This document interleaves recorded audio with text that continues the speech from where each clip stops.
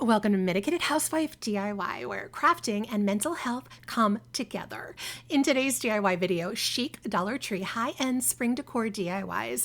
Fake it till you make it. Hello again, my DIY loving friends.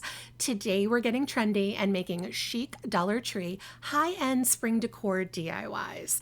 Yes, you heard it right. We're going to fake it till we make it, folks. And let me tell you, we're going to make it look like $1,000,000 without breaking the bank. Who says you can't have high-end decor without a high-end budget? Not me, that's for sure. We're going to turn some Dollar Tree items into masterpieces that will have your friends asking, where did you get that? And you can just say, oh, I made it myself. So grab your glue gun and your sense of humor because we're about to get our DIY on. Don't worry if you're not a crafting expert. I'm not either. We're all in this. Let's go DIY together. So stick around. Let's go make some stuff and jump right into this. For this first DIY, I got this large white planter at Family Dollar for about $3. And to be honest, folks, I really like it just as it is. I love that dimpling texture on it. I'm not crazy about the inside color, but we're going to make it even better. I'm going to take it outside and spray paint the inside only using this Rust-Oleum metallic spray paint in bright shiny gold, which I will link for you below. I'll spray the inside of the planter as well as one of these ceramic candle holders from Dollar Tree, which will also be spray painted gold. Now I'm loving the way the inside looks with the gold. It really just brings out all of that texture. And I want to add a little gold to the outside as well. So I'm using this Folk Art Treasure Gold, which I will link for you below, and a flat sponge brush. And I just want to lightly dab at the outside of the planter so that only the raised edges of all of those dimples is going to get that gold accent color. I go lightly and I build up the color as I go. And in the places where I think a little extra gold would look good, I'm really just winging it. And I'm giving more color in some areas, less in others, just seeing where that brush wants to go. Sometimes you just gotta follow the brush and see where it takes you if you want to get a little zen about it. You know what I mean. Lastly, I use a little hot glue to attach my newly gold candle holder to the bottom of the planter, and that's really all there is to this DIY. And this is my gold pedestal planter or urn, and I honestly love everything about this elegant planter. I think it looks 10 times more expensive than it is, and I would love this in a guest bath to hold extra hand towels or some flowers or potpourri. Just easy and gorgeous, and that's the DIY sweet spot. A winner in my book. For this next DIY, I used a total of 6 terracotta flower pots from Dollar Tree, 1 large, 3 medium, and 2 small, although I did change around the configuration as I went. I'm also using this thick wood circle from Dollar Tree and a stack of these thin wood 3-inch circles I got on Amazon, which I will link for you below. I am going to start with hot gluing the 5 circles, one on top of another, so that they will look like a smaller version of that thick wood circle that we have from Dollar Tree. First thing I'm going to do is paint all 6 of the clay pots using some Folk Art chalk paint in the color Oatmeal, which I will link for you below. And in case I didn't mention it before, we are using these 6 pots to make 2 candlesticks, one larger and one smaller. So I'm going to want to paint the outsides and the lips of the clay pots. And I'm not so much worried about the inside since they really won't be seen at all. And I did do 2 coats of the chalk paint in order to cover up all of that clay color.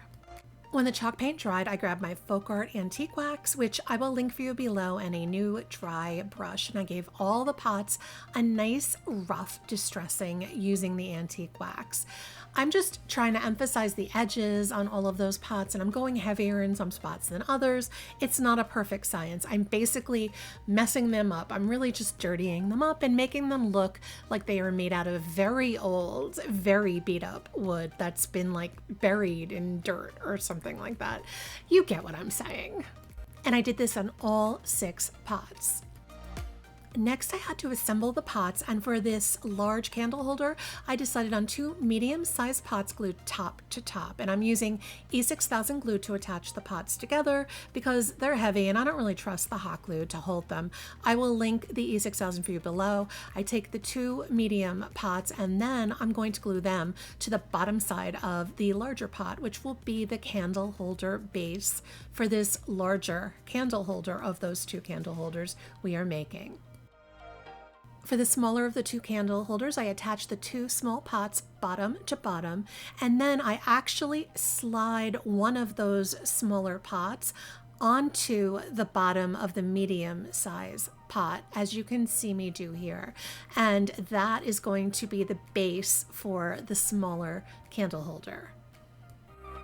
I'm using some antique wax mixed with plain water to stain all the wood pieces that I'm going to use. So I start with staining the large wood circle, and I will do the same for the smaller wood circle. And I also picked up some wood half circle beads to embellish the candle holder, as well as several different sizes of wood beads. And I will link the beads and half circles for you below, but Dollar Tree does sell some wood beads too. I'm using the watered down wax and a dry paper towel to wipe off the excess.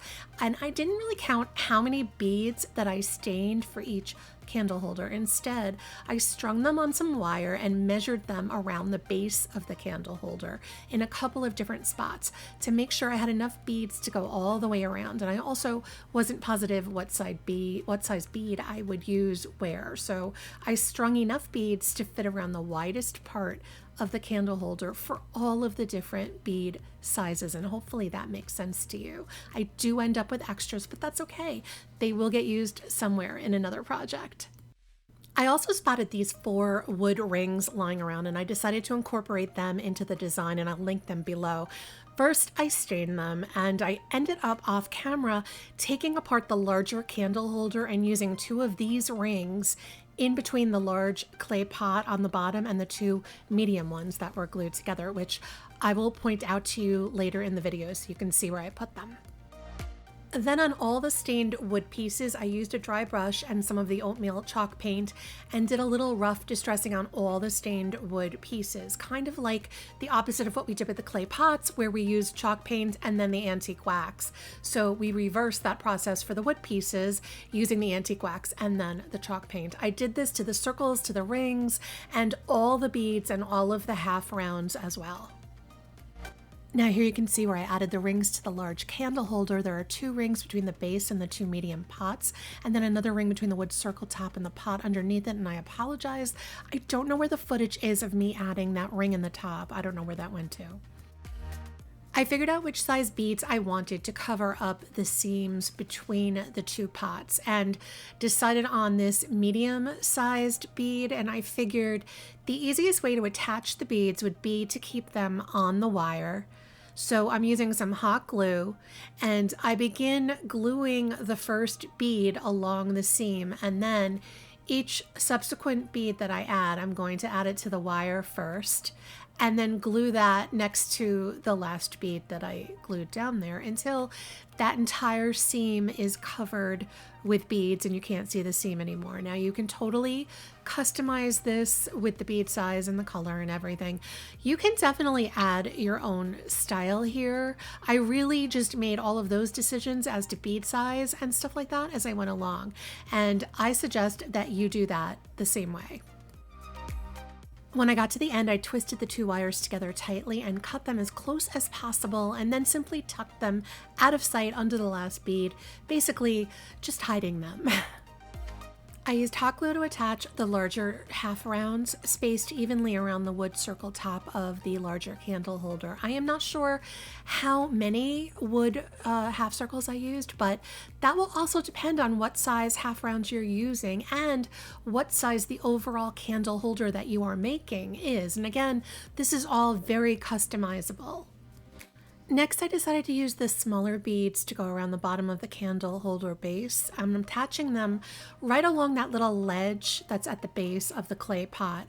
And I did it the same way as I did with the medium-sized wood beads, and I'm keeping them on the wire and gluing each bead down onto the clay pot and then stringing another wood bead onto the wire and gluing that down next to the last bead. This system works pretty well to do this, and it keeps all of the beads together. At the end, I did that same twist with the 2 wires and then trimmed and tucked the end of the wire out of sight.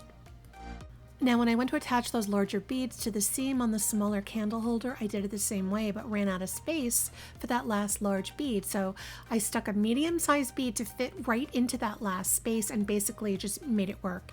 And it still looked good. I did, however, end up wrapping some jute twine around those larger beads because I didn't like how all the empty space between the large beads was visible, and you could also see some wire peeking out in some areas. So wrapping some jute around all of each of those beads would solve the problem, and it covered those spaces up. I used the smaller size half wood rounds around the edge of that smaller stack of wood circles we made at the beginning for the top of that smaller candle holder, and I was spacing them out as evenly as I could going around. Lastly, I used the smallest wood beads I had to go around the base of my smaller candle holder, resting on the little ledge that's at the bottom of that clay pot. And I did this the same way as the rest of all of the other beads, using them still strung on the wire, and then at the end twisting the wire and tucking and hiding it in that space underneath the beads so that it was out of sight. And these are my terracotta pot candle holders, and oh my gosh, you guys, these literally fit in so well with my decor. I have them in my bedroom right now as we speak. I love them. I mean, these are Dollar Tree clay pots, and just look at the rustic elegance and high-end look of them. They just make me so happy, and that's why we all do these DIYs, because the end result can make us so happy. That's what matters. I hope they do the same for you. As usual, I want to know what you think. Let me know in the comments which one of these chic Dollar Tree high-end spring decor DIYs is your favorite and why. I really love hearing from you. And if you've enjoyed this DIY video, there is another one waiting for you. Just click the link in the upper right corner for more Medicated Housewife DIYs. Thank you all so much for watching and supporting my channel. You guys are truly the best, and I am so blessed to have you here. Until next time, my name is Sarah. I'm the Medicated Housewife, and crafting is my medication.